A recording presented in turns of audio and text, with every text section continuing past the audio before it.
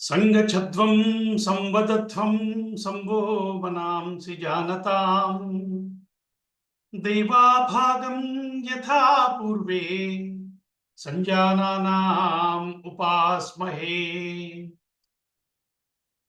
పెద్దలకు నమస్కారం. రామాయణం మనందరం వింటున్నాం. దాంట్లో ఉన్న విశేషాలు, దాంట్లో ఉన్న కవితా చమత్కృతి, ఆధ్యాత్మికపరమైన అంశాలు ఇవన్నీ అనేక స్థాయిల్లో మన ఆనందింపచేస్తున్నాయి. అయితే మహాత్ములు ఉంటారు. వారికి రామాయణాన్ని అధ్యయనం చేయటం అనేది వారి స్వభావాన్ని మార్చేసేంత పెద్ద విషయం. ఈ మాట ఎందుకు చెప్పుకుంటున్నామంటే, విశ్వనాథ్ వారి గురించి విశ్వనాథ్ వారి స్వయంగా రామాయణం కల్పవృక్షం గురించి అన్నప్పుడు అంటారు, కల్పవృక్షం మీకు కావ్యం, నాకు సాధన అన్నారు అని చెప్తున్నారు. ఆయన గురించి వాళ్ళ గురుగారు అన్నారట, నా మార్గంబును కాదు వీని దరయన్, నా తాత ముత్తాతలందే మార్గంబును కాదు, మార్గమది ఇంకేదో అనంగా వలెన్. అంటే ఎంతటి సాధన లోపల ఉంటే కొత్త కొత్త విషయాలను దర్శించేటువంటి శక్తి వస్తుంది. ఒకే విషయాన్ని, ఉన్న విషయాన్ని విశేషంగా దర్శించగలిగే సామర్థ్యం దక్కుతుంది. అటువంటి భాగ్యాన్ని రామాయణ అధ్యయనం కలిగిస్తుందన్నమాట. దాన్ని మనం పరిశీలించి చూస్తే మనకు అర్థమవుతూ ఉంటుంది. అటువంటి మార్పుని స్వభావాన్ని కూడా మార్చగలిగేటువంటి శక్తి ఉన్న రామాయణం ఈరోజు మనకు అధ్యయన రూపంలో అందుతోందంటే అది డాక్టర్ గారు మనకు అందిస్తున్నటువంటి ఒక భాగ్యం. కాబట్టి వారికి మనందరి తరపున కృతజ్ఞతలు ఆవిష్కరిస్తూ ఈరోజు వారి ప్రవచనాన్ని మనకు అందించవలసిందిగా కోరుతున్నాను. दोद्भिर्युक्ता चतुर्भिः स्फटिकमणिमयीम् अक्षमालां दधाना, हस्तेनैकेन पद्मं चितमपि च सुखं पुस्तकं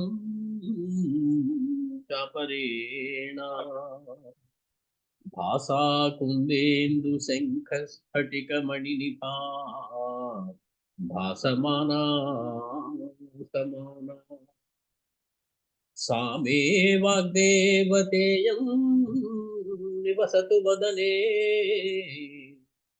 सर्वदा प्रसन्ना,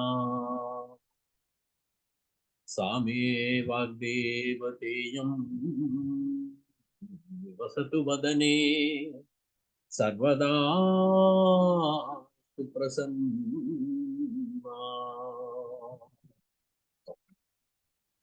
पूजन्तं राम रामेति मधुरं मधुराक्षरम् आरुह्य कविता शाखां वन्दे वाल्मीकि कोकिलम्.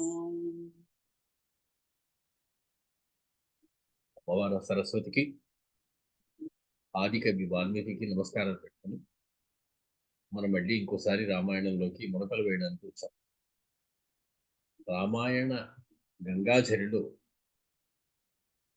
స్నానమాడడానికి మళ్ళీ దిగుతున్నాం రామాయణ ఘట్టంలోకి. ఘట్టము అనేటువంటి మాటకి స్నానం చేసేటువంటి ప్రదేశం అని అర్థం ఉంది. గ్రంథంలో ఒక ఘట్టం, ఏ ఘట్టంలో మనం ఉన్నామంటే ఆ సీన్ ఏమిటి అనేటువంటి అర్థంలో కూడా. అటువంటిది రామాయణ గంగచరిలో మరికొన్ని నీటి తుంపరులు స్వీకరించాలి అనేటువంటి దృష్టితో మనం ఇప్పుడు దిగాం. 7వ తారీఖున కిందసారి అనుకుంటాను మనం ఆఖరిసారి కలుసుకున్నాం. వచ్చలో సుమారు 15 రోజులు పైన మనకి ఆలస్యం అయింది కొన్ని కారణాల వల్ల. గంగాలవ కణికా పీత అని శంకర్లు చెప్పినట్టు ఆ గంగా జలంలోని ఒక చిన్న కణము మన నాలుక మీద పడి దాన్ని త్రాగలిగాము అంటే మళ్ళీ పునర్జన్మే లేదయ్యా అన్నట్టుగా చెప్పారు. మధుల వారు అందరూ చెప్పిన అందమైనటువంటి శ్లోకం ఒకసారి నాకు మళ్ళీ మళ్ళీ గుర్తొస్తూ ఉంటుంది. అదొకసారి అనుకుని మనం రామాయణంలోకి వెళ్ళిపోతాం.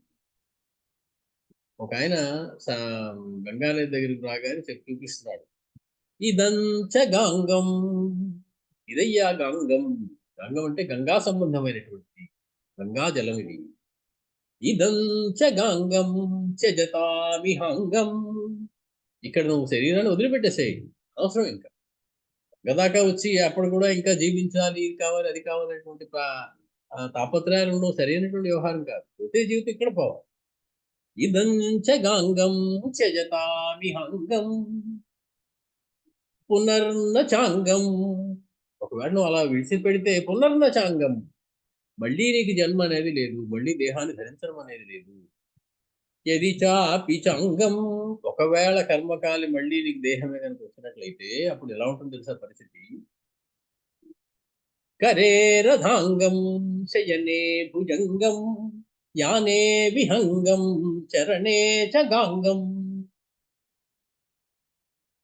నీకు విష్ణు సారూప్యం వస్తుంది. కరే రథాంగం, నీ చేతిలో ఒక చక్రం ఉంటుంది. శయనే భుజంగం, నువ్వు ఆదిశేషుడి మీద పవళిస్తావు. అలాగే నువ్వు ప్రయాణం చేయాలనుకుంటే విహంగం ఉంటుంది, గరుత్మంతుడు ఉంటాడు. మళ్ళీ చరణే చ గాంగం, మళ్ళీ నీ పాదాల దగ్గర గంగ వస్తుంది. అంటే విష్ణు సాయుధ్యాన్ని నువ్వు పొందుతావు సుమా, గంగా సమీపంలో కనుక నువ్వు శరీరాన్ని త్యాగం చేసినట్లయితే. అలా అందమైనటువంటి గంగా నది గొప్పతనాన్ని తెలిపేటువంటి శ్లోకం ఇది. సాయుధ్యముక్తి అనేది అన్ని సిద్ధాంతాల్లోనూ ఒప్పుకునేటువంటి వ్యవహారం కాకపోయినప్పటికీ అందమైన భావం కాబట్టి మనం తీసుకోవడంలో తప్పులేదు. ఇది కాళిదాసు రాశారని కొందరు, లేదు శంకరులు చెప్పారు అని కొందరు అనడం విన్నాను. దీన్నే కొంచెం మార్చి వీరువారు ఇదంచ రంగం త్యజతామిహంగం, ఇది శ్రీరంగము, రంగపట్టణము, శ్రీరంగపట్టణము అని కొంచెం మార్చి ఇదే శ్లోకాన్ని పూర్తిగా చెప్పడం జరిగింది. అంటే అద్భుతమైనటువంటి శబ్ద సౌందర్యము, అర్ధ సౌందర్యము కూడా ఉన్నాయి కాబట్టి దీన్ని పదే పదే మధురపల్లి వారు చెప్పిన రోజు నుంచి అలా తిరుగుతూనే ఉన్నది మనసులో. ఇదంచ గాంగం త్యజతామిహంగం పునర్న చాంగం యది చాపి చాంగం కరే రథాంగం శయనే భుజంగం యానే విహంగం చరణే చ గాంగం. రామాయణ గంగలోకి దిగుదాముగా. మనం ఎక్కడున్నామో మర్చిపోయేటువంటి అవకాశం ఉన్నట్లుగా ఉన్నది. కొంచెం చాలా కాలం అయిపోయి ఉంటుంది. ఒకసారి మన ఇంతవరకు జరిగినటువంటి వ్యవహారం టూకీగా చెప్పుకొని ఎక్కడున్నామో చూసుకుందాం. రామచంద్రుడి తోటి ఘోరమైన యుద్ధం చేశాడు మకరాక్షుడు. మొత్తానికి వాడు ఒక మంచి శూలాన్ని రామచంద్రమూర్తికి విరిసిస్తే ఆయన దానికి వేస్తే 2 ముక్కలు చేశారు. ఇంకా వాడు పిడికిలు బిగించి రామచంద్రమూర్తికి వస్తుంటే ఇంకా లాభం లేదని ఆయన వాడి మీద పావకాస్త్రం వేశారు. అగ్నికి సంబంధమైనటువంటి అస్త్రం. దాంతో సంచిన్న హృదయుడైన వాడు అపాత మమారచ, కింద పడ్డాడు, పోయాడు. కింద పడ్డా కాసేపు బతికుండడం ఉండదు, అది స్వామి సంకల్పం అయితే తప్ప. అది అస్తమాన స్వామి సంకల్పం అవుతుంది, ఒక వాలి విషయంలో సరే, రావణ విషయంలో కూడా అనుకో. మొత్తానికి రావణాసుడికి ఈ వార్త తెలిసింది, మకరాక్షుడు పోయాడయ్యా. క్రోధేన మహతావిష్టో దంతాన్ని కటకటాపయన్, పటపటలాడగించేట పళ్ళు. క్రోధేన మహతావిష్ట, మిక్కిలి కోపంతో ఉన్నాడు వాడు. వెంటనే ఇంద్రజిత్తుని పిలిచాడు, ఒక కేక పెట్టాడు, ముందు ఇద్దరిని చంపేసి వచ్చాయి, రామలక్ష్మణుడిని సంహరించడం వెనక్కి వచ్చేయాలి. జై వీర మహావీర్యవు భ్రాతరవు రామలక్ష్మణుడు. ఆ రామలక్ష్మణుడిద్దరు సోదరుని కూడా సంహరించి వెనక్కి వచ్చేసాయి. పైగా పొగిడాడు బాగా. పుత్రుని శ్లాఘించడం తండ్రి చేసినట్లయితే పుత్రుడికి ఆయుక్షీణము. నువ్వు ఇంద్రుణ్ణి ఓడించావు, దేవతలందరినీ గడగడలాడించావు, ఈ మానవులు ఒక లెక్క ఏమిటాయని వెళ్ళి వాడిద్దరిని సంహరించేసాయి. నీ అంతటి మొనగాడు లేడు, నిన్ను ఎవరు ఓడించలేదు. సరే, ఇంద్రజిత్తు ఒక హోమం చేశాడు, ఒక నల్లని మేకను తెచ్చాడు, దాన్ని సంహరించాడు. మొత్తానికి అగ్నికి ఆహుతులు ఇచ్చాడు. సాక్షాత్తుగా అగ్నిదేవుడు పైకి వచ్చి హోమగుండం నుంచి చెయ్యి జాపి అతను ఇచ్చినటువంటి ఆహుతులు స్వీకరించాడు. ఇంద్రజిత్ ఇచ్చినటువంటి ఆహుతులు. అదేంటండి మరి అలా ఎలా చేశాడు ఇంద్రజిత్, అంత గొప్పవాడు ఏమిటి అంటే, శాస్త్ర ప్రకారం చేస్తే ఎవరికైనా పరమాత్మ కరుణించి తీరవలసిందే. మంచివాడైనా చెడ్డవాడైనా దానికి సంబంధం లేదు. అతను చేసిన కర్మకి దానికి ఫలం ఇచ్చి తీరాల్సిందే. అలాగా అతడు ఇచ్చినటువంటి ఆహుతుల్ని సాక్షాత్తుగా అది తీసుకున్నాడు. మొత్తానికి 4 గుర్రాలు కూల్చినటువంటి స్వర్ణమయమైనటువంటి రథం ఎక్కాడు. సంకల్ప మాత్రం చేత కదిలినటువంటి రథం. దాని మీద ఒక సారథి, ఏదో నామకే వాస్తే ఉండొచ్చు, కానీ సారథితో సంబంధం లేదు. ఇతడి సంకల్పాన్ని బట్టి పైకి వెళ్ళాలా, కిందికి వెళ్ళాలా, కుడి పక్క వెళ్ళాలి, ఎడమ పక్క వెళ్ళాలా అని వెళ్ళిపోతుంది. మనసులో కొంచెం గాత్ర సౌలభ్యానికి అర్థమైంది. కొంచెం ఇబ్బంది పెడతాను అందరినీ, ఏమనుకో. మొత్తానికి బంగారు నగిశీలతోటి వజ్ర వైఢూర్యాలతోటి పొదగబడి ఉన్నటువంటి ఆ ఆ రథం మీద వచ్చి రామలక్ష్మణుడు చూడగా ఒక కేక పెట్టాడు. ఈ రోజు మా తండ్రి గారికి మీ ఇద్దరిని కానుక, మీ ఇద్దరి యొక్క దేహాన్ని, శరీరాల్ని కానుక పంపించబోతున్నాను అన్నాడు. మొత్తానికి వాడు రామలక్ష్మణుడు ఇద్దరిని చూడగానే, మనం యుద్ధకాండలో 80వ సర్గలో ఒక 21 శ్లోకాలు పూర్తి చేసుకున్నాం. 80వ సర్గలో ఉన్నాం యుద్ధకాండలో. 21 శ్లోకాలు మనకి అయ్యాయి.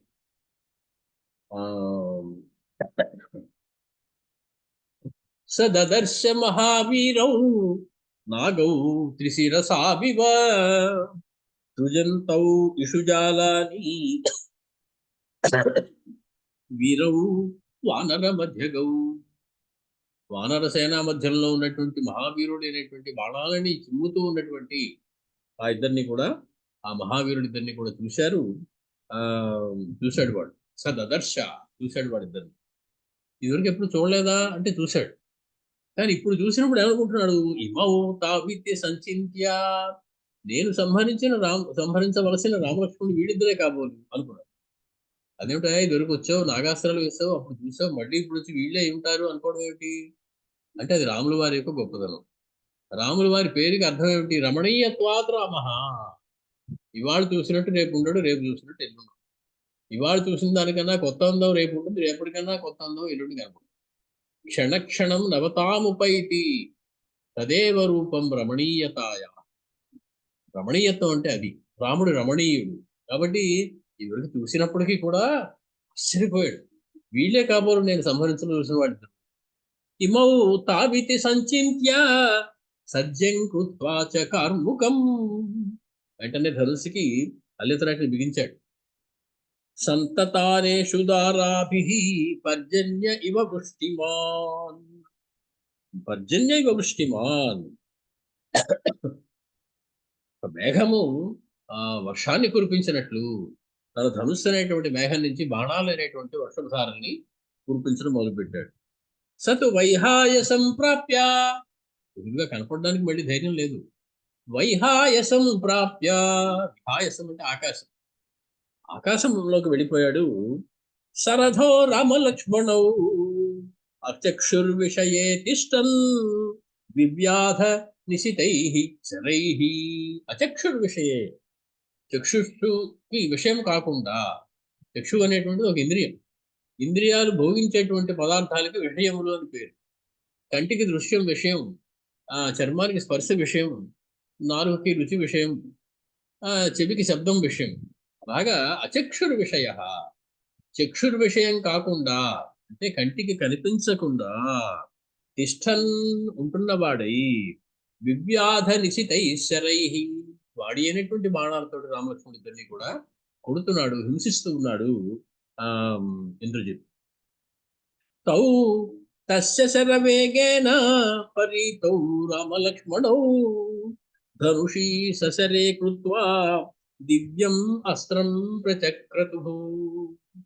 ఆ ఇంద్రజిత్తు ప్రయోగించినటువంటి బాడీ అయినటువంటి వేగంగా వచ్చేటువంటి ఆ బాణాలతోటి పీడింపబడ్డారు రామలక్ష్మణుడు. వాళ్ళకి తగులుతూ ఉన్నాయి, బాణాలు గుచ్చుకుంటూ ఉన్నాయి, రక్తాలు కారుతూ ఉన్నాయి. ఎక్కడి నుంచి బాణాలు వస్తున్నాయో తెలియటం. అదృశ్య రూపంలో ఉండి వాడు యుద్ధం చేస్తున్నాడు. ఎటు నుంచి బాణాలు వస్తాయో తెలియటం లేదు. అప్పుడు వారిద్దరూ కూడా బాణాలని ధనుసులకి సంధించి దివ్యమైనటువంటి అస్త్రాలను ప్రయోగించి తమను తాము కాపాడుకునేటువంటి, వానరసేనని కాపాడేటువంటి ప్రయత్నం ఒకటి చేస్తూ ఉన్నారు. వారు ఏం చేశారు రామలక్ష్మణులు ఇద్దరు? ప్రచ్ఛాదయంతౌ గగనం, ఆకాశం కనపడకుండా ఉండేలా ఒక పందిరి వేసేసారు బాణాలు. బాణాల పందిరోడు వాళ్ళకి తెలిసినటువంటి విద్యే. మారీచ సుబాహులు రక్తమాంసాల్ని కురిపిస్తుంటే యజ్ఞభూమిలో వారు ఈ పనే చేశారు. ఎక్కడా కూడా ఒకటి చుక్క కూడా కింద పడకుండా ఉండేలాగా దట్టమైనటువంటి బాణాల ఆ కప్పు ఒకటి తయారు చేసేసారు దాని మీద. అలాగ వీళ్ళు ప్రచ్ఛాదయంతౌ గగనం శరజాలై మహాబలౌ, బాణముల సమూహము చేత పైన ఒక పందిరిలో కప్పేసి ఆ బాణాలు కిందకి రాకుండా ఉండేలాగా తమస్త్రై సూర్య సంకాసై నైవ పస్పర్శతు శరై.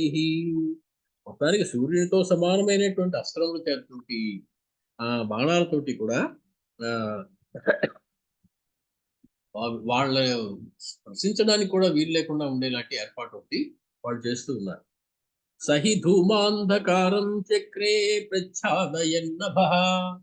ఎంత దట్టంగా బాణముల కప్పు వేసేసారంటే చీకటి పడిపోయింది కిందనంతా. సూర్యరశ్మి కూడా రేవగిలోకి తోకడానికి వీల్లేనంత దగ్గరగా బాణములతోటి ఒక పందిరి వేసేశారు వాళ్ళు.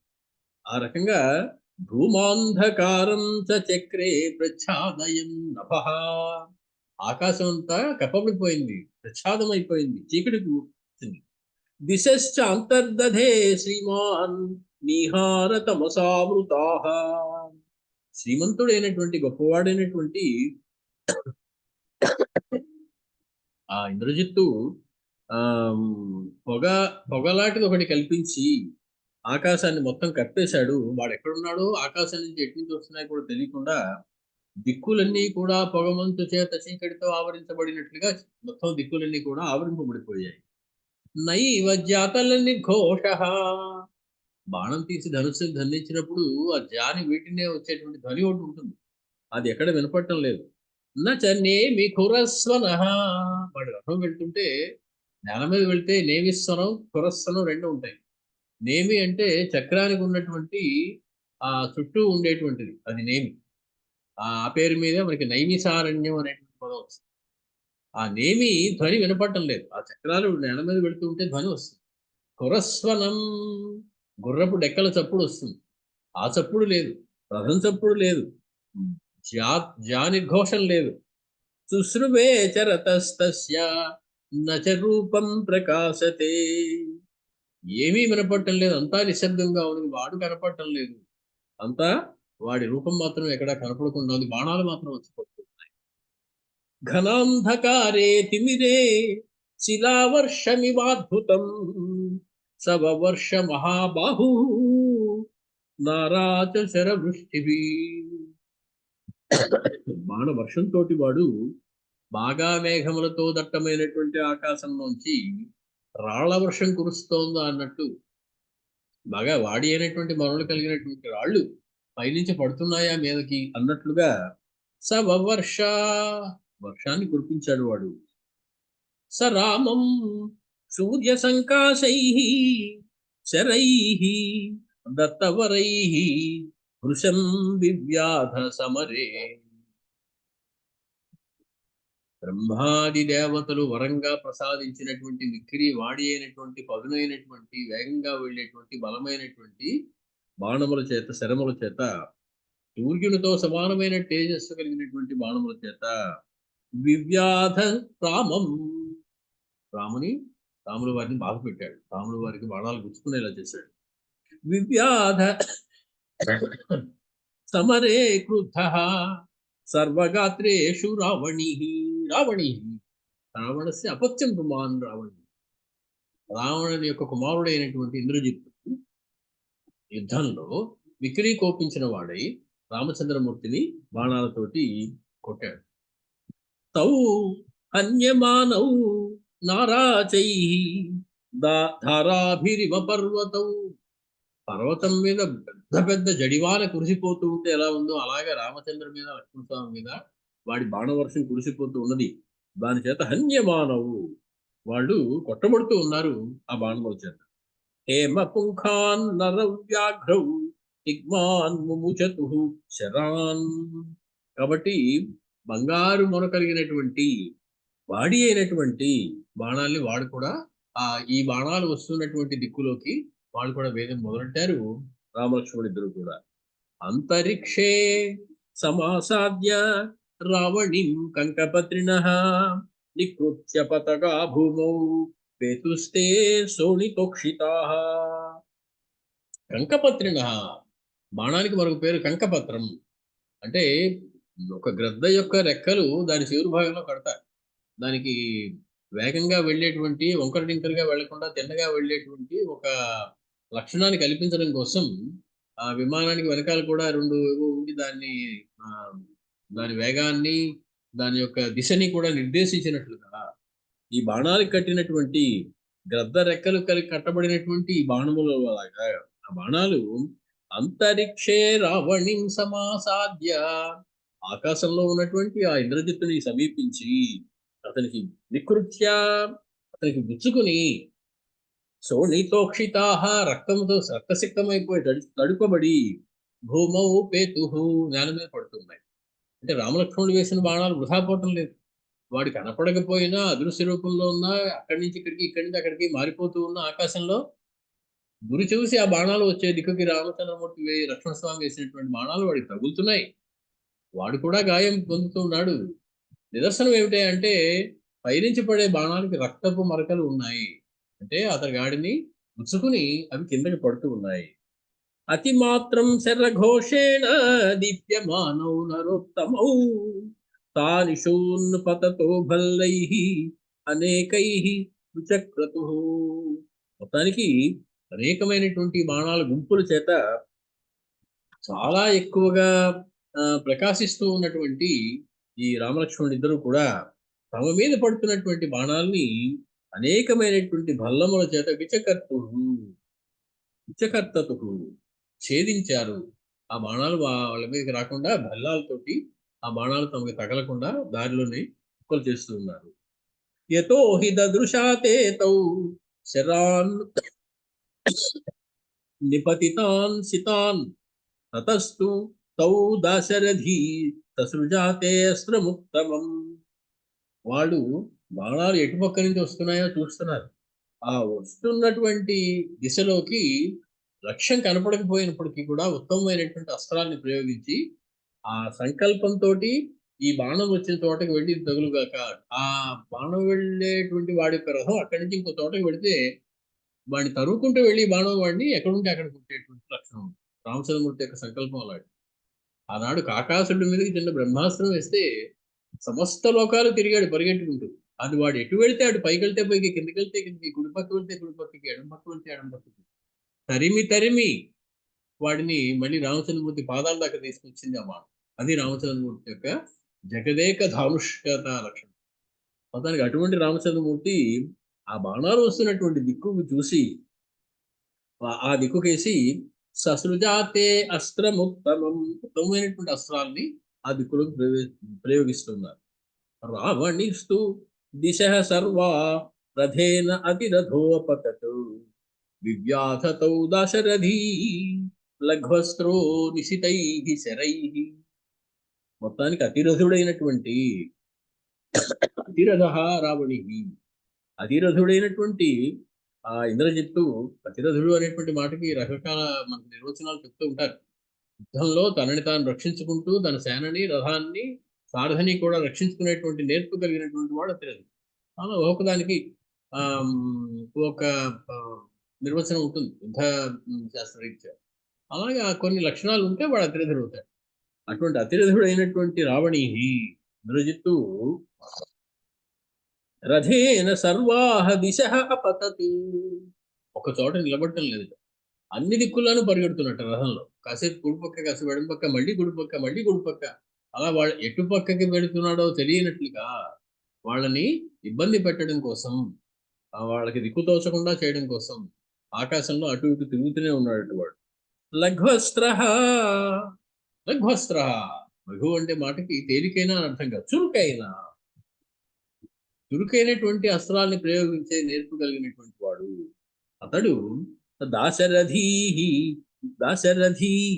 నిశితైః శరైః వివ్యాధ. ద్వితీయ ద్వివచనం దాశరథి. రామలక్ష్మణుడు ఇద్దరిని కూడా బాడీ అనేటువంటి బాణములతోటి వివ్యాధ కొట్టాడు. వాళ్ళకి కనపడకుండా చురుకుగా బాణాలు వేస్తాడు. తేన అతి విద్ధౌ తౌ వీరౌ రుక్మపుంఖైః సుసంహతైః బభూవతు దాశరథీ పుష్పితావివ కింసుకౌ. చాలాసార్లు అనుకున్నాం మనం, మహర్షికి చాలా ఇష్టమైనటువంటి ప్రయోగం. పుష్పితావివ కింసుకవు, బాగా పూచినటువంటి కింసుక వృక్షంలో అయిపోయారు. మోదుగు చెట్టు అంటారు తెలుగులో. దాని పువ్వులు చాలా ఎర్రగా ఉంటాయి, అంతేకాదు చాలా ఎక్కువగా ఉంటాయి. ఒక ఒక సరి అయినటువంటి కాలం వచ్చినప్పుడు చెట్టు మొత్తం ఎర్రగానే కనపడదు, అన్ని పువ్వులు ఆకులు కూడా ఉండవు. పుష్పితావివ కింసుకౌ. 2 కింసుక వృక్షాలు బాగా పుష్పించి ఉన్నట్లుగా ఉన్నారు రామచంద్రమూర్తి, లక్ష్మణస్వామి. అంటే శరీరం అంతా రక్తసిక్తమైపోయి ఉన్నది. రక్తపు ధారలు కారుతూ ఉన్నది. అలా ఉన్నారు. బభూవతు దాశరథి పుష్పితావివ కింసుకౌ. వాడు వేసినటువంటి ఆ బాణముల చేత వీరులైనటువంటి ఆ రామలక్ష్మణులిద్దరూ కూడా పుష్పించిన కింసుక వృక్షాల్లాగా ప్రకాశిస్తూ ఉన్నారు. నాస్య వేగగతిం కశ్చిత్ నచ రూపం న ధనుః న శరాన్ న చాన్యత్ విదితం కించిత్. ఎక్కడికి బాణాలు వేయాలో తెలియటం లేదు. నా అస్య వేగగతిం, వాడు ఏ వేగంలో కదులుతున్నాడో తెలియటం లేదు. కశ్చిత్ నా రూపం, రూపం ఎలా ఉంటుందో తెలియటం లేదు. ధనుః శరాన్, వాడి ధనుసు ఎక్కడుందో, వాడి శరములు ఎక్కడ పెట్టుకున్నాడో తెలియటం లేదు. నచ అన్యత్ విదితం, ఏ కొంచెము కూడా వాడి గురించి సమాచారం రావటం లేదు. అంత అంతర్ధానం అయిపోయి అదృశ్య రూపంలో వాడు యుద్ధం చేస్తున్నాడు. నచాన్యత్ విదితం కించిత్ సూర్యస్యేవ అభ్ర సంప్లవే. మేఘములు బాగా దట్టంగా కప్పేసినప్పుడు సూర్యుడు ఎక్కడున్నాడో కూడా తెలియకుండా అయిపోయినట్లుగా వాడు బాణవర్షాన్ని కురిపిస్తూ మాయమైపోయి అదృశ్యమైపోయి ఎక్కడున్నాడో కనపడటం లేదు. ఎంత వేగంతో వెళ్తున్నాడో తెలియటం లేదు. ఏ దిశలో వెళ్తున్నాడో తెలియటం లేదు. ఆ రకంగా తప్పించుకుని వాడు రామలక్ష్మణుడిద్దరిని హింసిస్తూ ఉన్నాడు. తేన విద్ధాశ్చ హరయః నిహతాశ్చ గతాసవః బభూవుః శతశః తత్ర పతితాః ధరణీతలే. ఎంతసేపు వారిద్దరికి బాణాలు తగులుతున్నాయి, వారేం అనుకోలే, పెద్ద బాధపడలా. కానీ ఈ బాణాలు ఇప్పుడు హరయః నిహతాః శతశః, వందల కొద్దీ వానరులు నేల కూరుతూ ఉన్నారు వాడి బాణాలు తగిలి. రామలక్ష్మణులు ఇద్దరికి ఇప్పుడు ఒక్కసారి అదేమిటి వీడు ఇంత పని చేస్తూ ఉన్నాడు, మన చేత రక్షించవలసినటువంటి వానరులందరినీ కూడా వీడు సంహరిస్తూ ఉన్నాడు అని చెప్పి మనందరూ నేల కూడుతూ ఉండడం చూశారు రామలక్ష్మణులు ఇద్దరు. వెంటనే లక్ష్మణ స్వామి కోపం వచ్చింది. తనకి దెబ్బలు తగిలినా కోపం రానటువంటి వాడు వీరు. వానరులకి తమ మీద ఆధారపడి ఉన్న వారికి దెబ్బ తగిలితే కోపం. మనం ఇద్దరు చాలాసార్లు చెప్పుకున్నాం. రాములు వారు జితక్రోధులు, జయించినటువంటి కోపం కలవారు. కానీ కస్య బిభ్యతి దేవాశ్చ జాత రోషస్య సంయుగే, యుద్ధంలో ఒక్కసారి కోపం వస్తే దేవతలు కూడా గడగడలాడిపోవస్తుంది. అదేమిటండి, కోపం లేదన్నారు ముందు, ఇప్పుడేమో కోపం వస్తే దేవతలు గడగడలాడిపోతారు అన్నారు. కోపం లేనివాడు కాదు రామచంద్రుడు, కోపం ఉన్నవారే. కాకపోతే దాన్ని నియంత్రించుకోగలిగినటువంటి వారు. కోపం తెచ్చుకుంటారు, కోపం రాదు. కాబట్టి లక్ష్మణస్తు తత క్రుద్ధః, కోపంతో లక్ష్మణ స్వామి అన్నగారితో మాట చెప్తూ ఉంటారు. ఇది వాల్మీకి రామాయణం. కానీ మనకి చిన్న అందమైనటువంటి శ్లోకం ఒకటి అగస్త్య రామాయణంలో కనబడుతుంది. అగస్త్య రామాయణంలో ఆయన అంటారు, బభూవతు దాశరథి పుష్పితావివ కింసుకౌ అనేటువంటి వాల్మీకి చెప్పిన తర్వాత సతాన్ దృష్ట్వా రఘుశ్రేష్ఠః సుకోప అనల సన్నిభః ఉవాచ లక్ష్మణం వీరః కాలరుద్ర ఇవాపరః. అవసరమూర్తి కోపం వచ్చేట ముందు, లక్ష్మణ స్వామి కంటే ముందు. అది అగస్త్య రామాయణకారుడు చెప్తారు. ఆయన అనల సన్నిభః, అగ్నిహోత్రంలా ప్రజ్వలించిపోతూ ఉన్నారు కోపంతో రామచంద్రమూర్తి. లక్ష్మణుని చూసి మాట్లాడుతూ ఉన్నారు. ప్రళయకాలపు రుద్రుళ్ళే కనిపిస్తూ ఉన్నారు రామచంద్ర. చాపమానయ సౌమిత్రే, ఏమండి ఇంతవరకు చాప చేతిలోనే ఉందిగా, లక్ష్మణ ధనుసును తీసుకురా అన్నారు. అదేమిటండి ధనుసు చేతులు లేదా, ఇంతవరకు యుద్ధం చేస్తున్నారు కదా, వాడు వేస్తున్నారు కదా. ఇది కాదయ్యా, ఇంతకన్నా మంచి ధనుసు అవుతుంది. ఇప్పుడు వీడి మీదకి వేయడానికి ఈ ధనుసు సరిపోవటం లేదు. చాపమానయ సౌమిత్రే, దేనికి అన్నయ్య నువ్వేం వేస్తావు కొత్త ధనుసు తెస్తే? బ్రహ్మాస్త్రేణ అసురం క్షణాత్ భస్మీకరోమి, ఒక్కసారి బ్రహ్మాస్త్రం వేసి వీడిని సంగతి చూసేస్తాను. చాపమానయ సౌమిత్రే, మంచి ధనుసు పట్టరాబాయ్, బ్రహ్మాస్త్రాన్ని సంయోజనం చేసి వీడి సంగతి చూస్తాను. భస్మీకరోమి, వాడిని భస్మం చేసేస్తాను. చాపమానయ సౌమిత్రే బ్రహ్మాస్త్రేణాసురం క్షణాత్ భస్మీకరోమి మే పశ్య బలమద్య రఘుత్తమ, ఓ రఘుత్తముడైనటువంటి లక్ష్మణ, రఘుత్తముడైనటువంటి రామచంద్రుడి యొక్క బలం ఎలా ఉంటుందో చూపిస్తాను ఇప్పుడు. నువ్వు చాపాన్ని తీసుకురా. ఇత్యుక్త్వా చాపమాదాయ దంతాన్ కటకటాప్య చ రామః తం హంతుముద్యుక్తో ధనుః సజ్జం కృతం తదా. లక్ష్మణ స్వామి ధనుసుని తీసుకొచ్చారు. తీసుకురాగానే రామచంద్రమూర్తి దాన్ని సజ్జం చేశారు. మామూలుగా ఎప్పుడు అల్లెత్రాడు బిగించి ఉండదు. యుద్ధం చేసేటప్పుడు బాణం వేదలుచుకున్నప్పుడు బిగించుకోవాలి, మళ్ళీ విప్పేయాలి. సజ్జం చేశారు. చేసి దానికి ధనుసుని సంధించారు. దంతాన్ని కటకటాప్యచ, పళ్ళు పటపటలాడుతూ ఉన్నాయి. రామచంద్రమూర్తి అంత కోపంగా ఉన్నారు. విజ్ఞాయతు మనస్తస్య, వాడికి అర్థమైంది. నిత్య బాబాయ్ కొంపలు అంటుకుపోతున్నాయి, రామచంద్రమూర్తి బ్రహ్మాస్త్రాన్ని తీయబోతున్నారా అనుకున్నాడు ఇంద్రజిత్. విజ్ఞాయతు మనః తస్య రాఘవస్య మహాత్మనః సన్నివృత్య ఆహ అహవాత్ తస్మాత్ సంవివేశ పురీం తతః. చక్కని అంతఃపురం లోపలికి పారిపోయి దాక్కొని పోయాడు ఇంద్రజిత్. బతికి రామచంద్రమూర్తి ధనుస్సు మీద శరాన్ని పెట్టిన వెంటనే ఆయన యొక్క సంకల్పాన్ని అర్థం చేసుకుని బ్రహ్మాస్త్రంతో ఈనాడు ఈ రామచంద్రమూర్తి నన్ను సంహరించబోతూ ఉన్నారు అని తెలుసుకున్నటువంటి ఇంద్రజిత్తు తోక ముడిచి లంకానగరంలోకి పారిపోయాడు. ఇది అగస్త్య రామాయణం చెప్పింది. వాల్మీకి కూడా సుమారుగా ఇదే చెప్పారు, కానీ రాముల వారికి కోపం వచ్చిందని చెప్పి. లక్ష్మణస్తు తతక్రుద్ధో భ్రాతరం వాక్యమబ్రవీత్. తిని కోపించినటువంటి లక్ష్మణ స్వామి తన అన్నగారైనటువంటి రామచంద్రమూర్తితో చెప్తూ ఉన్నారు, బ్రాహ్మవస్త్రం ప్రయోక్ష్యామి. అన్నయ్య, ఇప్పుడు నేను బ్రహ్మాస్త్రాన్ని వేయబోతూ ఉన్నాను. దీనికయ్యా, వధార్థం సర్వరక్షసాం. ఈ భూమి మీద రాక్షసుడు అనేటువంటి వాడు లేకుండా చేసేస్తాడు. ఎంత ఎంత బాధపడతాడో మనకి. కాబట్టి లక్ష్మణస్తు తతక్రుద్ధో భ్రాతరం వాక్యమబ్రవీత్ బ్రాహ్మవస్త్రం ప్రయోక్ష్యామి వధార్థం సర్వరక్షసాం. ఒక కేక పెట్టారు లక్ష్మణస్వామి కోపంతో. బ్రాహ్మవస్త్రం ప్రయోక్ష్యామి వధార్థం సర్వరక్షసాం అన్నా, సమస్త రాక్షస జాతిలో రాక్షసుడు అని పేరున్న వాడు ఒక్కడూ లేకుండా ఉండేలాగా ఈ భూమి మీద, లంకానగరంలో కాదు, ఈ సమస్త భూమి మీద రాక్షసుడు అనేవాడు లేకుండా ఉండేలాగా నేను బ్రహ్మాస్త్రాన్ని వేసేస్తున్నాను. రామచంద్రమూర్తి ఏమని ఉండాలి? అదే భలే నిర్ణయం తీసుకున్నారు, కానీ వేసేయి అనాలి కదా. ఆయన రామచంద్రమూర్తి ఎందుకు అవుతాడు అలా అంటే, వేసేస్తున్నా సరిపోదు, మనకి ఈనాడు రాక్షస గౌరవం లేకుండా ఉంది. అనేక రూపాల్లో ఉంటారు రాక్షసులు. ఆనాటికి లంకలోని రాక్షసులే ఎక్కర్లేదు. అది అదొక ప్రవర్తన బట్టి, లక్షణాన్ని బట్టి వచ్చేటువంటి విరుదు అది రాక్షసుడు అని. ఇంతంత మీసాలు కిరీటం అది పెట్టుకుని అలా ఉండక్కర్లేదు రాక్షసుడు. మామూలుగా మనలాగే ఉంటూ రాక్షస గుణాలు కలిగినటువంటి వాళ్ళు కొంతమంది మన మధ్యనే ఉంటారు. అలాంటి యుద్ధంలో శత్రువు పరాక్రమిస్తుంటే రామచంద్రమూర్తి చూపించినటువంటి సంయమనం, ఏమాత్రం చెక్కు చెదరకుండా సరియైన పద్ధతిలో ఆలోచించేటువంటి విధానం చూస్తే ఆశ్చర్యం. ఇది కదా రాము.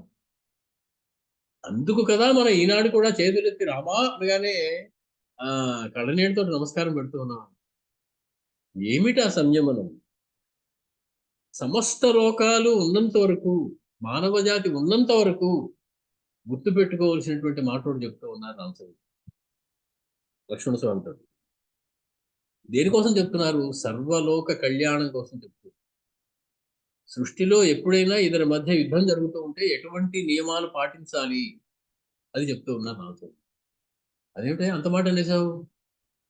మొత్తం భూమి మీద రాక్షసులు లేకుండా చేసేస్తావా? బా నైకస్య హేతోః రక్షాంసి పృథివ్యాం హంతుమర్హసి. మనకు అపకారం చేసిన వాడు ఒక్కడు, వాడి కోసం భూమి మీద రాక్షసులు ఎవడు లేకుండా చేసేస్తావా? వాడు ఒక్కడిని సంహరిస్తే అయిపోయాగా. దానికోసం ఇంత హింస చేయడానికి సిద్ధపడిపోతున్నావా లక్ష్మణ? చాలా బాగుందా ఇది? నా ఏకస్య హేతోః, ఒక్కడి కారణంగా పృథివ్యాం రక్షాంసి హంతుం న అర్హసి. ఈ భూమి మీద ఉన్న రాక్షస జాతే లేకుండా ఉండేలా చేయడం చెయ్యాలి అనేటువంటి నిర్ణయం నువ్వు తీసుకున్నది మాత్రం లక్ష్మణ సరి అయినటువంటిది కాదయ్యా. అయుధ్యమానం అనేక మంది రాక్షసులు మనతో యుద్ధం చేయడం లేదే. ఎక్కడెక్కడో ఉన్నారు. అనేక దేశాల్లో ఉన్నారు రాక్షసులు. వాళ్ళందరికీ మనకి శత్రుత్వం ఏం లేదే. నువ్వు వేయబోయే బాణం వాళ్ళని కూడా సంహరించేస్తుందా? తప్పు కదా అది. అయుధ్యమానం ప్రచ్ఛన్నం దానుకుని ఉంటారు కొంతమంది మన మీద భయపడో మరో కారణం చేస్తాడు. వాడిని నువ్వు వెతికి వెతికి సంహరించేస్తావు. నువ్వు వేసేకుండా ఆయన వాడు ఏం తప్పు చేశాడు? ప్రాంజలిం 2 చేతులు నమస్కారం పెట్టి నన్ను రక్షించు అని రాక్షసులు అనుకుని ఉంటాం. నువ్వు వేసేటువంటి బాణం వాడిని సంహరించేస్తుంది. శరణాగతం శరణు రామచంద్ర అనేటువంటి వాడిని కూడా సంహరించేస్తుంది. పృథివీ మీద రాక్షసులు ఎవరు ఉండకుండా సంహరిస్తాను అంటే విభీషణుడు కూడా వెళ్ళిపోవాలి ఆ శబదానికి. తప్పు కదయ్యా అది. శరణాగతుడయ్యా మనకి. ఎంత మాట అనేసావు. పలాయంతం పరిగెట్టి భయంతో పారిపోతూ ఉన్నాడు వాడు. మనకేం అపకారం చేయడు ఇంకా. మళ్ళీ మన జోలికి రాడు వాడు. మన పరాక్రమం చూసి వాడిని సంహరించేస్తాం. ప్రమత్తం మత్తుడే ఉన్నాడు. వాడికి తెలివి సరిగ్గా లేదు. ఏం చేస్తున్నాడో వాడికి తెలియదు. ఆలోచన రాహిత్యంతో ఉన్నాడు. పిచ్చివాడు వాడు. వాడు చేస్తున్నది ఏమిటో వాడికే తెలియదు. కాబట్టి వాడి చేసేటువంటి కర్మకి వాడి బాధ్యుడిని ఎలా చేస్తావు? వాడిని సంహరిస్తావా? వాళ్ళెవరిని కూడా సంహరించకూడదయ్యా యుద్ధంలో అంటూ నైకస్య హేతోః రక్షాంసి పృథివ్యాం హంతుమర్హసి అయుధ్యమానం ప్రచ్ఛన్నం ప్రాంజలిం శరణాగతిం పలాయంతం ప్రమత్తం వా నత్వం హంతుమర్హసి. నువ్వు ఎప్పుడు అలాంటి వాడిని సంహరించకూడదు రామచంద్ర. అంటే ఏమిటి? యుద్ధం చేయకుండా ఉన్న వాళ్ళని కానీ, కనపడకుండా దాక్కునేటువంటి భయంతో దాక్కునేటువంటి వాళ్ళని కానీ, 2 చేతులు జోడించే వాళ్ళని కానీ, శరణు అన్న మాట అన్న వాళ్ళని కానీ, మనని విడిచి దూరంగా పారిపోతూ ఉన్నవాడిని కానీ భయంతో అల్లకల్లోలమైనటువంటి మానసిక స్థితిలో ఉన్నవాడిని కానీ సంహరించకూడదయ్యా. అంతం నా రహసి. నువ్వు ఇక్కడ వాళ్ళని సంహరించడానికి వీల్లేదయ్యా. నేను ఒప్పుకోను అన్నాడు రామచంద్ర. మూర్తీభవించిన ధర్మస్వరూపం ఎలా ఉంటుందో మనకు అర్థమవుతుంది. రామో విగ్రహవాన్ ధర్మ అని మారీచుడంతటి వాడు ఎందుకన్నాడు మనకి. ఇదే అదను రాక్షసులు ఉన్న వాళ్ళు లేకుండా చేసి పారే అని ఉండవచ్చు రామచంద్రుడు. కానీ అనలేదు. అందరినీ సంహరించడానికి లేదయ్యా. మనకి ఎవరు నా అపకారం చేస్తారో వారిని మాత్రం సంహరించాలి. అంటే ఒకడు తప్పు చేస్తే తప్పు చెయ్యని వాడికి శిక్ష వేయడం తప్పు. అప్పుడు మనం తప్పు చేసిన వాళ్ళం. ఎవరు తప్పు చేశారో వాడినే మనం శిక్షించవలసి ఉంటుంది. వాడిని శిక్షిస్తే సరిపోతుంది. వాడి సమస్త పరివారాన్ని, వాడి జాతి మొత్తాన్ని నిర్మూలించేస్తానంటారు. ఇది ఎక్కడి ధర్మం అయ్యా? కాబట్టి వాడికి సహాయం చేసేవాడిని శిక్షించు. వాడిని ప్రోత్సహించేటువంటి వాళ్ళని శిక్షించు. వాడు చేస్తున్నది బాగుంది అని మెచ్చుకునే వాళ్ళని శిక్షించు. ఏమీ సంబంధం లేకుండా వాళ్ళ బతుకులు వాళ్ళు బతుకుతున్న ఎక్కడో ఉన్న రాక్షసులందరూ కూడా పట్టు కలిపేస్తారంటున్నాం. తప్పు కదయ్యా. అంటే రామచంద్రమూర్తి జీవితంలో ఇలాంటి సంఘటనలు ఎన్నో జరిగాయి. ధర్మమూర్తి అయినటువంటి రామచంద్రమూర్తి కేవలం ధర్మాన్ని ప్రబోధించడం కోసం రాలేదు. ధర్మంగా నడిచి చూపించడం కోసం వచ్చినటువంటి అవతారం రామావతారం. కాబట్టి ధర్మంగా నడవడం అంటే ఏమిటి చూపిస్తున్నారు రామచంద్ర. కూర్చుని ప్రవచనాలు చెప్పుకుంటూ ఎంతసేపు ధర్మాన్ని ప్రబోధిస్తూ ఏమాత్రం ధర్మాన్ని అనుష్ఠించకుండా ఉండేటువంటి వాళ్ళు ఎంతోమంది ఉంటారు. రామచంద్రమూర్తి అనుష్ఠానమే ముఖ్యము. ధర్మాన్ని ఆచరించడమే ముఖ్యము. నేను ఆచరిస్తేనే నన్ను చూసి నలుగురు ఆచరిస్తారు. ఆచరితే శ్రేష్ఠ. కాబట్టి ఆయన ఆచరించి చూపిస్తారు. కాబట్టి అటువంటి వాటినే మనం ధర్మ విష్ణు సహస్రనామం పరమాత్మని విష్ణువుని ధర్మ అని పిలుస్తుంది. ధర్మాత్మ అని పిలుస్తుంది. వాల్మీకి మహర్షి కూడా ఎన్నోసార్లు ధర్మాత్మ అంటారు రాముడు. మొత్తానికి ధర్మకృత్, ధర్మగుపు, ధర్మయూప, ధర్మ విదుత్తమ, ధర్మాధ్యక్ష, ఇవన్నీ ఆయన పేర్లు. విష్ణు చెప్పింది మనకి. ధర్మం అంటే ఏమిటో చెప్పినటువంటి వారు ఆయన. ఇది ధర్మం, ఇలా చెయ్యాలి అని చూపించిన వారు ఆయన, చేసి చూపించిన వారు ఆయన. ధర్మగుప్ ధర్మాన్ని రక్షించినటువంటి వారు ఆయన. ధర్మయూపః, ధర్మం అనే యజ్ఞానికి యూపస్తంభం వంటి వారు ఆయన, ముఖ్యమైనటువంటి వారు ఆయన. మొత్తానికి ఆయన చెప్తున్న మాటలలో అర్థం ఏంటంటే, అయుధ్యమానం వా, యుద్ధం చెయ్యని వాడిని మనం సంహరించకూడదు. అంటే మనతో యుద్ధం చేయకుండా ఇంకెవరో వాడు యుద్ధం చేసుకుంటే వాడిని ఎలా శిక్షించాలో వాళ్ళు చూసుకుంటారు. మనం ఇప్పుడు మధ్యలో దూరి వాడిని సంహరించడం తప్పు. మనతో యుద్ధం చేయకుండా ఉన్నవాడిని మనం సంహరించకూడదు. అందుకే మన మీద యుద్ధం చేయకుండా ఒకసారి ఈ ఇంద్రజిత్ మూడోసారి యుద్ధానికి రావడం. మొదటిసారి వచ్చినప్పుడు నాగాస్త్రంతో బంధించాడు. తర్వాత ఒకసారి బ్రహ్మాస్త్రం వేశారు. రామచంద్రమూర్తి తల ఉంచుకోవయ్యా అన్నారు. లక్ష్మణస్వామి తల ఉంచుకున్నారు. మొత్తానికి అందరూ మూర్చిపోయారు. సరే, మనకి హనుమత్ స్వామి సంజీవిని పర్వతం తీసుకొచ్చి అందరినీ లేపారు. మూడోసారి వచ్చాడు ఇప్పుడు మళ్ళీ ఇంద్రజిత్.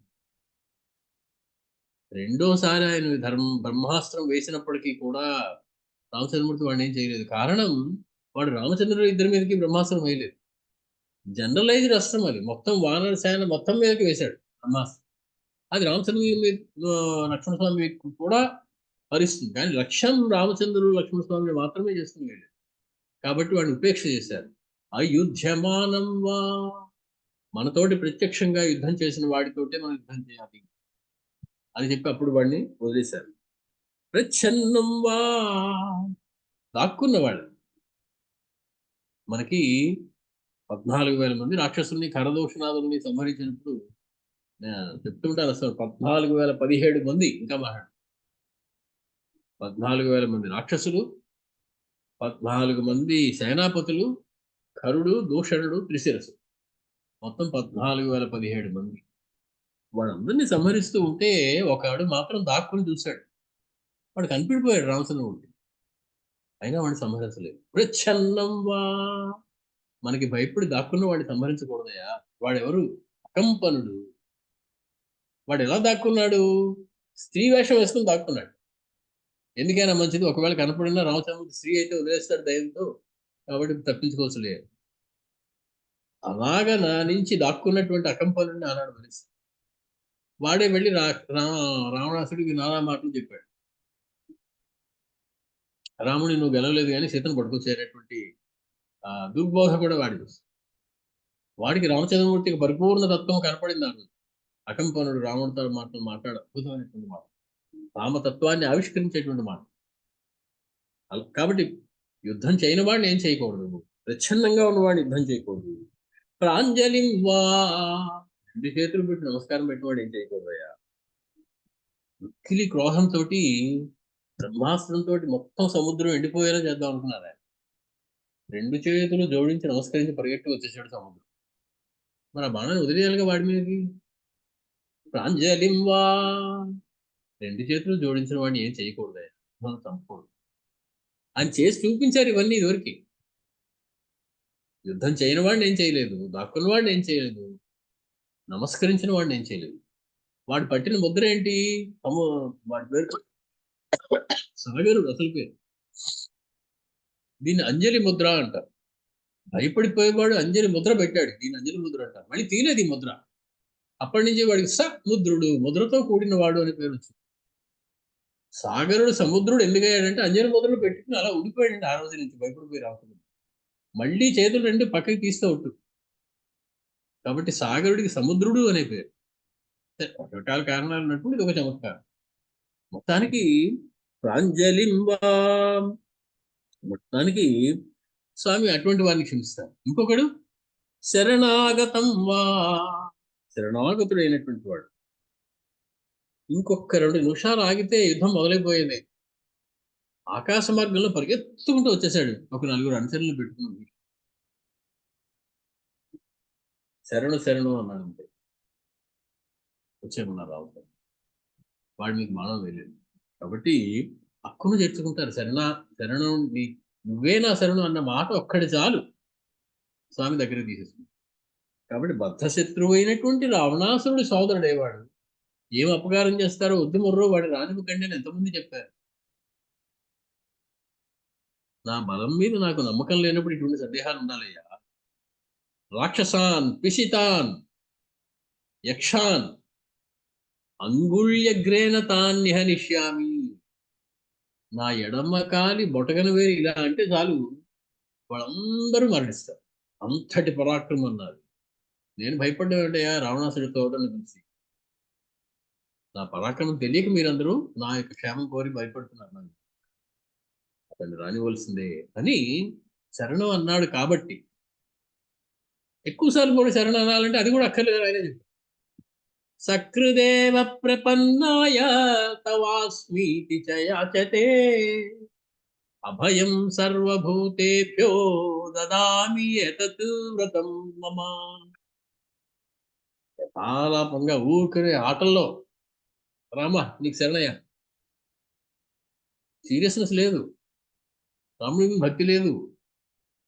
కానీ అన్నాడు, రామా నీకు నువ్వు శరణం చాలు, బ్రహ్మాండం, ఎంత మాట నిజమా, చాలు రా రా రా. సకృదేవ ఒక్కసారి యథాలాపంగా నీ శరణు అంటే శరణు వాడిని సంహరించకూడదయ్యా. పలాయంతం వా పారిపోతున్న వాడిని సంహరించకూడదయ్యా. సీతమ్మపై దారి చేశాడు ఇంద్రుడి కుమారుడైనటువంటి ఆ జయంతుడు కాకి వేషంలో వచ్చి. ఆ బ్రహ్మాస్త్రం కాకి కన్నా వేగంగా వెళుతుందా, కాకి కన్నా వేగంగా వెళ్ళలేదా మనకు అర్థం అవుతుంది. బ్రహ్మాస్త్రం వేస్తే అది తరిమి అన్ని లోకాలు దాని వెనకాల తిరుగుతుంది, కానీ సంపదే. ఆశ్చర్యం అది. రాముల వారి సంకల్పం అలా ఉంది. అది ఏ లోకానికి వెళ్తే ఆ లోకానికి దాని వెనకాలే వెళ్ళింది, కానీ దాన్ని సంహరించలేదు. పలాయంతం వా పరిగెట్టి పారిపోయే వాడిని సంహరించడానికి లేదు. భయంతో పరిగెడుతున్నాడు వాడు, వాడు ఎలా సంహరిస్తామని మన నుంచి దూరంగా వెళ్ళిపోదాం అనుకుంటున్నాడు వాడు. కాబట్టి రామ సంకల్పం ప్రకారం బ్రహ్మాస్త్రం కాకి పరిగెత్తేటువంటి వేగం కన్నా చాలా వేగంగా వెళ్ళగలిగిన బ్రహ్మాస్త్రం దాని వెనక తరుముకుంటూ వెళ్ళింది తప్ప మళ్ళీ వెనక్కి తీసుకొచ్చింది, కానీ దాన్ని సంహరించలేదు. ప్రమత్తం వా యుద్ధంలో రావణాసుడు ఒకసారి నానా దెబ్బలు తిన్నారు రాముడి చేత. వాడికి ఇంకా మరో పనిచేయడం మానేశాడు, ప్రమత్తుడైపోయాడు. ఏం మాట్లాడుతున్నాడు, ఏం చేస్తున్నాడో వాడికి తెలియటం. కళ్ళు బయటలు కమ్ముతూ ఉన్నాయి. ఓ ఇంటికి వెళ్ళి మందుగా వేసుకుని సరి అయినటువంటి గుర్రాలు, సరైనటువంటి ఆహారం తీసుకుని మళ్ళీ రేపు రా పంపించేశారు రామచంద్రుడు. ఆశ్చర్యపోయారు దేవతలందరూ పైన. ఇంకొక బాణం వేస్తే హరి అంటాడు వాడు, తన ఊపిరితో ఉన్నాడు. ప్రమత్తం వా తన మానసిక స్థితి సరిగా లేనటువంటి వాడు ఎవరిని కూడా సంహరించడానికి లేదు. చూపించారు రామచంద్రమూర్తి ఇవన్నీ. అయుధ్యమానం ప్రచ్ఛన్నం ప్రాంజలిం శరణాగతం పలాయంతం ప్రమత్తం వా. మొత్తానికి ఇంత రామచంద్రమూర్తి ఇప్పుడు లక్ష్మణస్వామికి ఇన్ని నీతులు చెప్పినటువంటి రామచంద్రమూర్తి సీతా విరహంలో ఉన్నప్పుడు మాట అన్నారు. సరే, నరుడిగా నటిస్తున్న నారాయణుడు సీతాభియోగ దుఃఖాన్ని తట్టుకోలేనటువంటి ఆ నాటకాన్ని రక్తి కట్టించాలంటే తాను కూడా అలాగే ప్రవర్తించాలి. ఏమన్నారు ఆ రోజు లక్ష్మణ స్వామితో అన్నారు, ఆ ప్రశ్రవణ పర్వతాన్ని అడిగారు, ప్రశ్రవణ పర్వతమా సీతమ్మను ఎవరో ఎత్తుకుపోయారు చూసావా అని అడిగారు. గోదావరిని అడిగారు, మన గోదావరి చూసింది, నోరు ఇప్పితే ఒట్టు. ఆ జలాధి దేవత వీళ్ళందరూ వాడి చెరలో ఉన్నారు, రావణాసుడు మాట్లాడడానికి లేదు. వాడు గోదావరి దగ్గరికి వెళ్ళినప్పుడల్లా ఆ దోషం దానికి ఉందే అని నాకు అనిపిస్తూ ఉంటుంది. అప్పుడు ఆనాడు మా రామచంద్రమూర్తి అడిగితే నోరు విప్పలేదు కదా తల్లి, నేను చూశానని చెప్పలేకపోయావే ఆ రోజు.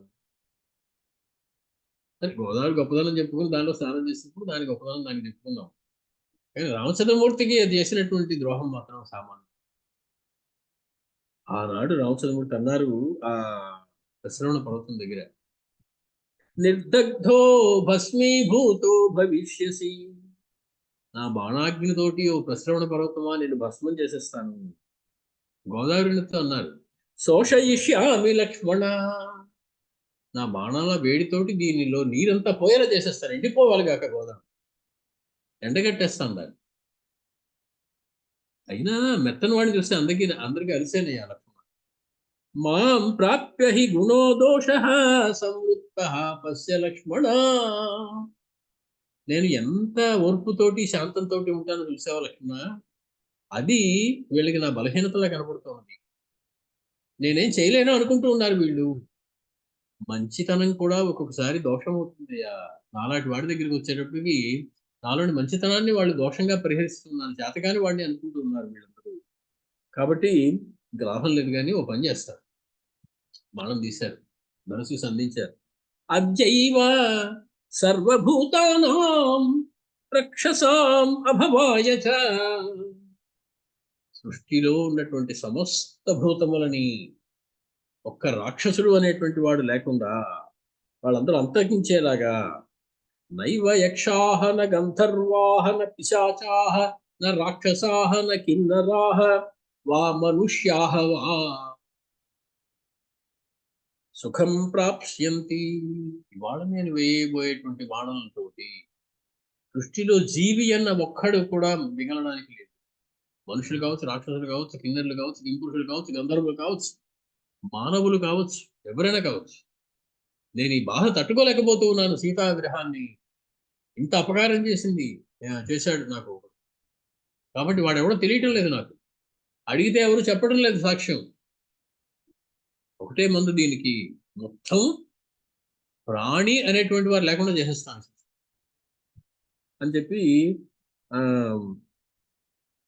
త్రైలోక్యంతు కరిష్యామి సంయుక్తం కాలధర్మణ. ముల్లోకాలలో ప్రళయం సృష్టించి లోకమంతా ఇప్పుడే అంతమైపోయి మళ్ళీ కొత్త యుగం ప్రారంభం అయ్యేలాగా నేను ధ్వంసం చేసేస్తాను అని చెప్పి ఊరుకోలేదు. బాణం తీశారు, ఆకర్ణాంతం లాగారు ఆనాడు. ఆకర్ణపూరై ఇషుభి జీవలోకం దురావరై కరిష్యే మైథిలీ హేతో అపిపిశాచమరాక్షసం. అపిశాచమరాక్షసం.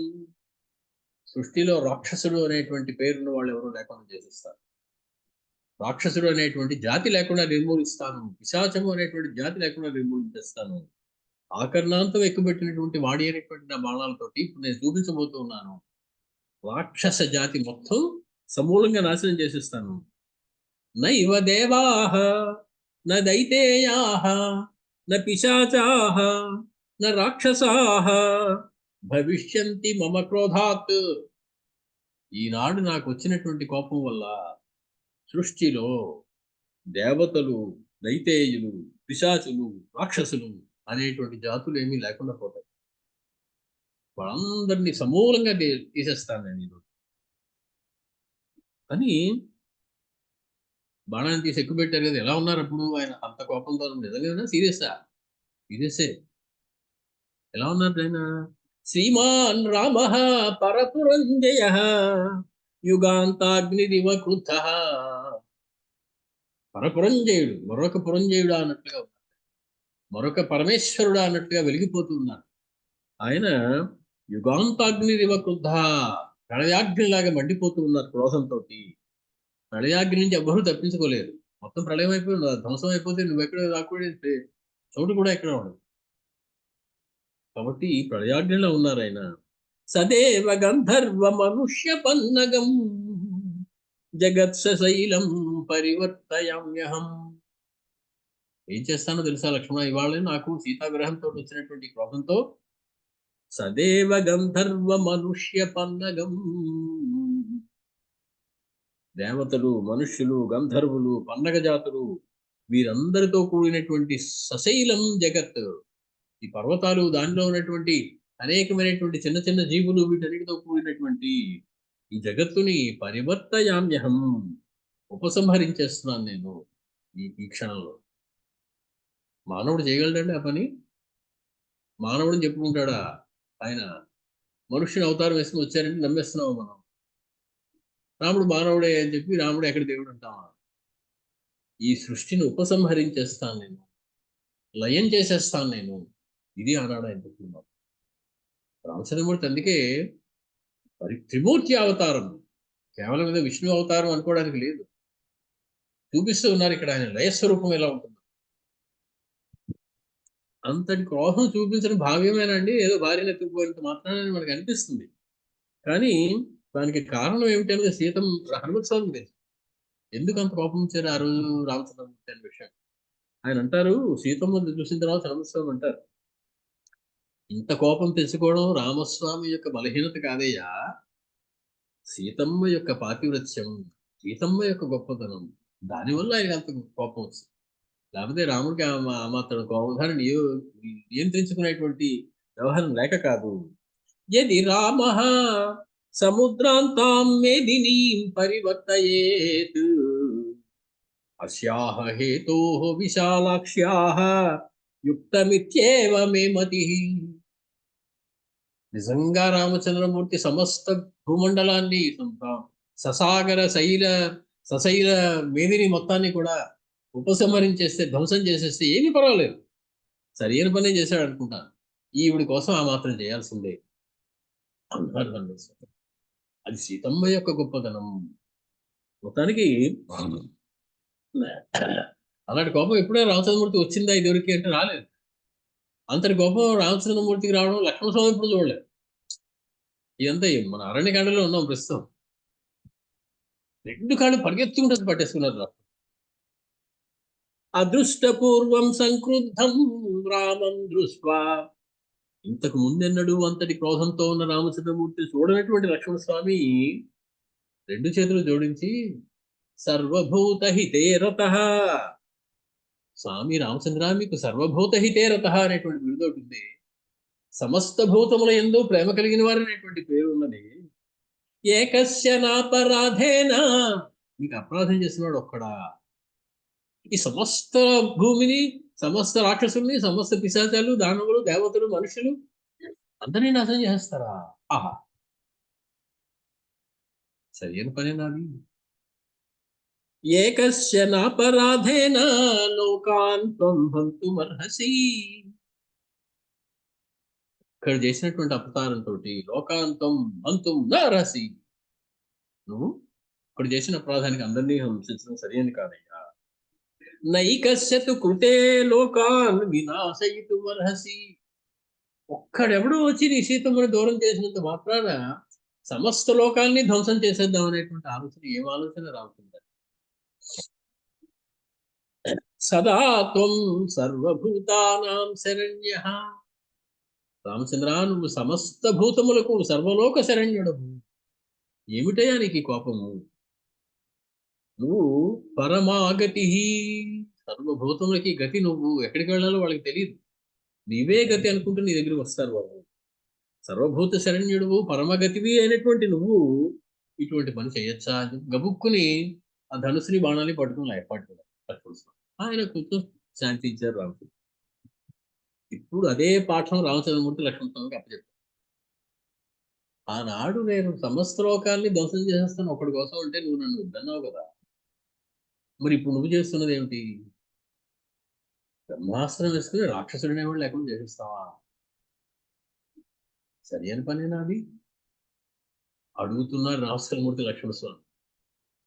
అన్నదమ్ములు ఇద్దరు వేరువేరు కాదు, ఒకరే. కృత్వాత్మానం చతుర్విధం. విష్ణు అవతరించినప్పుడే కృత్వా ఆత్మానం చతుర్విధం. రామ లక్ష్మణ భరత సుగ్రీవులుగా వచ్చారు. అందరికీ సమానమైనటువంటి లక్షణాలు ఉంటాయి. కారణం 4 భాగాలు చేసేటువంటి వ్యవహారం లేదు అక్కడ. పూర్ణమద పూర్ణమిదం పూర్ణాత్ పూర్ణము ఉదచ్యతే పూర్ణస్య పూర్ణమాదాయ పూర్ణమేవావశిష్యతే. రామచంద్రమూర్తి పరిపూర్ణమైనటువంటి దివ్య తేజస్సు యొక్క రూపం.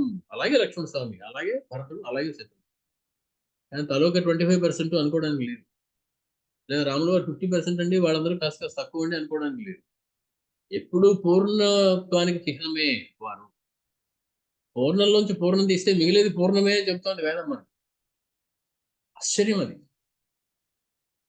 కాబట్టి అది దాని యొక్క లక్షణం. మొత్తానికి ఆ మాట చెప్పాడు లక్ష్మణ స్వామి కొంచెం తగ్గి. రామచంద్రుడు చెప్పారు. తమువాచ తతో రామః లక్ష్మణం శుభలక్షణం నైకస్య హేతోః రక్షాంసి పృథివ్యాం హంతుమర్హసి.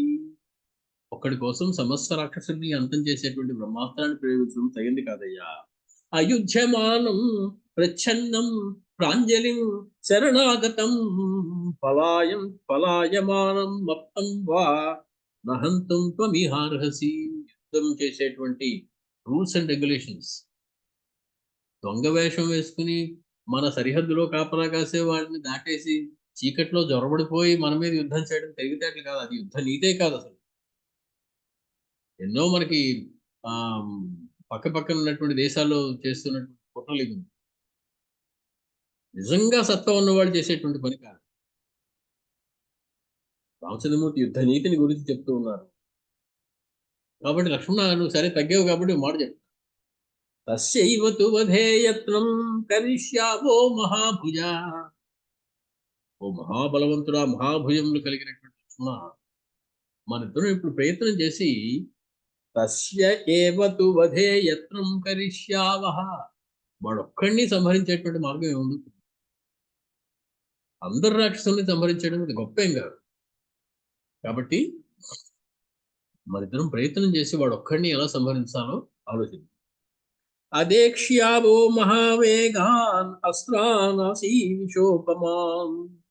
ఆదేక్ష్యావో, కాబట్టి మన ఇద్దరం ఏం చేద్దామంటే ఆదేక్ష్యావహ ఉపయోగిద్దాం, వాటిని ప్రస్తుతం పనిలో పెడదాం. వీటిని అస్త్రాన్ ఆసీ విషోపమాన్, విషసర్పముల లాంటి విషాన్ని దిగినటువంటి అస్త్రాలను తీసి వాడి మీకు మనం ప్రయోగిద్దాం. తమేనం మాయినం క్రుద్ధం అంతర్హితరథం బలాత్ రాక్షసం వినిహష్యంతి దృష్ట్వా వానరయుధపాః. మాయావి వాడు, పిరికి బంద, మనకి కనపడడానికి కూడా ధైర్యం లేదు వాడికి. వాడిని చంపడం మనకి పెద్ద వ్యవహారం ఏం కాదు. నీచుడు వాడు, మాయినం క్షుద్రం, క్షుద్రుడైనటువంటి వాడు, నీచుడు. అంతర్హిత రథం, కనపడకుండా ఉండేటువంటి రథంలో ఉన్నవాడు వాడు, రథాన్ని కనపడకుండా దాచేసుకున్నవాడు వాడు, అంతర్హితుడే ఉన్నటువంటి వాడు. కాబట్టి ఒకవేళ మనం వేసిన బాణానికి వాడు కనపడినట్లయితే నువ్వు నేనేం చెక్కర్లా, మన వానరులే వాళ్ళని సంహరించేస్తాం. కనపడక వీళ్ళందరూ ఆగారు, కానీ కనపడితే ఎప్పుడో వాడు పట్టుకుని చెత్తకొట్టేసి వాడు సంహరించదు. వాడు వాళ్ళకి కనపడతానేమో భయంతో అంతర్హితుడే యుద్ధం చేస్తున్నాడు. కాబట్టి మనం ఏమి కంగారు పడద్దు. ఏ ద్వైష భూమిం విశతే దివం వా రసాతలం వాపి నభస్థలం వా ఏవం నిగూఢోపి మమాస్త్రదగ్ధః పతిష్యతే భూమితలే గతాసుః. ఏం కంగారు పడకు లక్ష్మణ, వీడు మనకు కనపడకుండా యుద్ధం చేస్తున్నాడు ఆకాశంలో. సరే, ఏది ఏషః భూమిం విశతే, భూమి లోపలికి వెళ్ళి దాక్కున్నా సరే, దివం వా ఆకాశంలో మనకి కనపడకుండా అంతర్హితుడే ఉన్నా సరే, రసాతలం వాపి రసాతలంలో దాక్కున్నా సరే, నభస్థలం వా పైనటువంటి లోకాల్లో ఎక్కడ దాక్కున్నా సరే, ఏవం నిగూఢోపి ఎంత మన నుంచి దాక్కున్నప్పటికీ కూడా మమాస్త్రదగ్ధః పతిష్యతే భూమితలే గతాసు. నేను సంకల్పించి ఒక్క బాణం వేసినట్లయితే వెతికి పట్టుకుని వాడు భూమి మీద ఉన్న, ఆకాశంలో ఉన్న, రసాతలంలో ఉన్న, నభస్థలంలో ఉన్న వెతికి పట్టుకుని వాడిని సంహరించి ప్రాణాలు తీసి నేల మీద పడేస్తుంది వాడి శరీరాన్ని నా బాణం. అది నేను చేయగలను కావలిస్తే, నువ్వు తొందరపడద్దు. ఇచ్చేవ ముక్త్వా వచనం మహార్థం రఘుప్రవీర ప్లవగర్షభైరుతః వధాయ రౌద్రస్య నుశంస కర్మణః తదా మహాత్మా త్వరితం నిరీక్షతే. మహాత్ముడైనటువంటి ఆ రామచంద్రమూర్తి చాలా గొప్ప అందమైనటువంటి ధర్మాన్ని ప్రబోధించేటువంటి ఈ మాటలు పలికినటువంటి వాడి, మిక్కిలి క్రూర కర్మలు చేసేటువంటి మాయావి అయినటువంటి ఆ ఇంద్రజిత్తుడు శీఘ్రంగా సంహరించడం కోసం వానర నాయకులందరితోటి కలిసి ఒక ఉపాయాన్ని ఆలోచిస్తూ ఉన్నారు. ఇత్యార్షే శ్రీమద్ రామాయణే వాల్మీకియే యుద్ధకాండే 80వ సర్గం పూర్తి. అశీతితమ సంధ్య పూర్తయి. ఇక్కడితోటి మనం విరమిద్దాం. అప్పుడే ఇంకా ఇంద్రజిత్ మరణించలేదేమీ అని కంగారు పడద్దు. ఇంకొకసారి కూడా మరణించకపోవచ్చు. కంగారు పడద్దు. మొత్తానికి మరణించడం ఖాయం కాబట్టి ధైర్యంగా మంగళం కౌసలేంద్రాయ మహనీయ గుణాత్మనే చక్రవర్తి తనూజాయ సార్వభౌమాయ మంగళం వేద వేదాంత వేద్యాయ మేఘశ్యామల మూర్తయే పుంసాం మోహన రూపాయ పుణ్యశ్లోకాయ మంగళం. పునర్దర్శనం బుధవారం.